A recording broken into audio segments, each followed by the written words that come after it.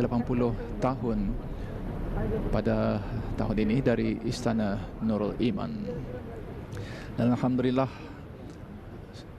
sudah pun berangkat pada ketika inilah cucunda ke bawah Duli Yang Maha Mulia Paduka Seri Baginda Sultan dan Yang di-Pertuan Negara Brunei Darussalam berangkat masuk ke dalam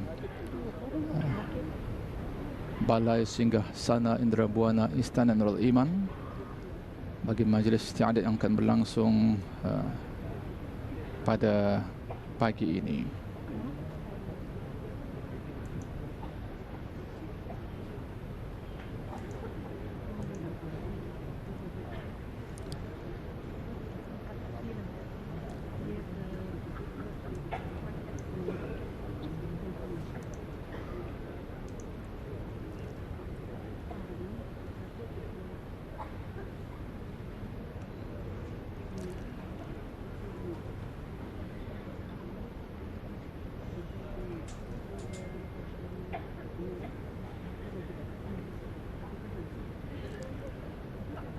Ya, alhamdulillah ada sedang mengikuti siaran langsung dari Balai Singgah Sana Indrabuana Istana Nurul Iman bagi majlis istiadat menghadap dan mengurniakan bintang-bintang kebesaran yang berlangsung pada pagi ini.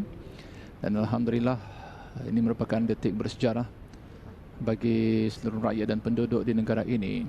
Sepanjang pemerintahan baginda, pelbagai usaha terus digerakkan dan cuba terus dilaksanakan dalam mencapai pelbagai inisiatif, pelbagai usaha dalam usaha untuk sama-sama membangun negara tercinta Brunei Darussalam.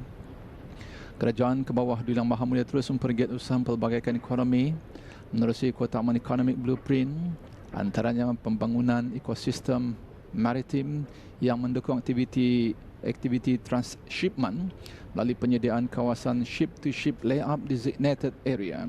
Ini bukan sahaja mengurangkan kos logistik, malah berupaya meningkatkan daya saing perniagaan tempatan di peringkat serantau serta berpotensi untuk membuka peluang-peluang ekonomi baharu.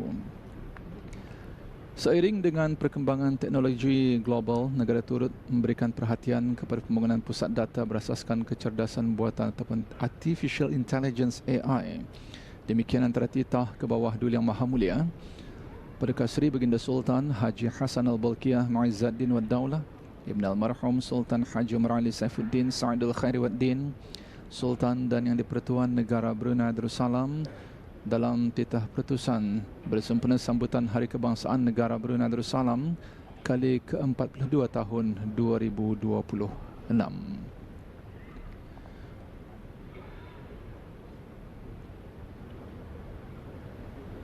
Sebahagian yang mulia penerima Kshatriya yang sudah pun hadir, begitu juga cucunda ke bawah Duli Yang Maha Mulia telah pun mengambil kedudukan yang dikhaskan di Balai Singgah Sana Indrabuana Istana Nurul Iman.